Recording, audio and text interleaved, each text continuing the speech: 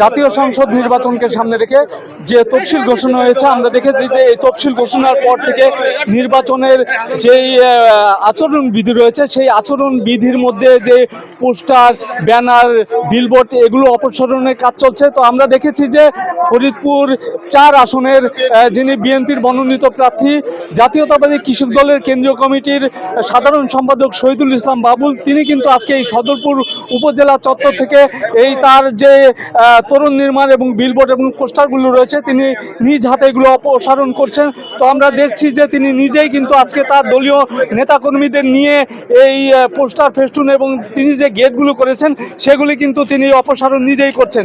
তো আমরা দেখেছি যে তার সাথে এই যেই অপসারণের কাজ তার সাথে রয়েছেন তার দলীয় নেতাকর্মী রয়েছেন, তিনি আজকে এই সদরপুর উপজেলার গেট থেকে কিন্তু তিনি আজকে এই কাজ করছেন। তো আমি যদি একটু কথা বলতে চাই, আজকে যিনি ফরিদপুর 4 আসনের বিএনপির মনোনীত সংসদ সদস্য প্রার্থী, জাতীয়তাবাদী কৃষক দলের কেন্দ্রীয় কমিটির সাধারণ সম্পাদক শহীদুল ইসলাম বাবুল, আমি আপনার কাছে জানতে চাইব যে নির্বাচন কমিশনের যে আচরণবিধি রয়েছে সেই আচরণবিধি অনুযায়ী আমরা দেখছি যে আপনি নিজ হাতে আপনার বিলবোর্ড অপসারণ করছেন, আরও বাকি যে 2 উপজেলা রয়েছে সেই 2 উপজেলাতে আপনি কিভাবে কাজ করবেন?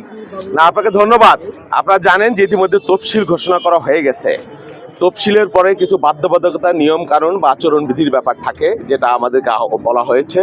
আমরা সবসময় আইনের প্রতি, নিয়মের প্রতি আমরা শ্রদ্ধাশীল। আমরা এখন থেকে, গতকাল থেকে আমাদের অপসারণ শুরু হয়ে গেছে। অনেক জায়গায় অপসারণ হয়েছে, ব্যানার, ফেস্টুন যা কিছু আছে, প্রচারপত্র বা পোস্টার। আমি নিজে আজকে অনেককেই বলেছি এবং এখন আমি নিজে শুরু করে দিলাম। এটা মেসেজ আমার নেতাকর্মীদের সকলের জন্য। আপনারা যে যেখানে তোরণ বা ফেস্টুন, ব্যানার লাগিয়েছেন, আমরা প্রত্যেকেই নিজ নিজ দায়িত্বে সেগুলো অপসারণ করে ফেলবো। এখন থেকে অপসারণ আমরা করে ফেলবো এবং আমরা নির্বাচনের পরিবেশ, নির্বাচনের আচরণবিধি পুরোপুরি মেনে চলার চেষ্টা করব।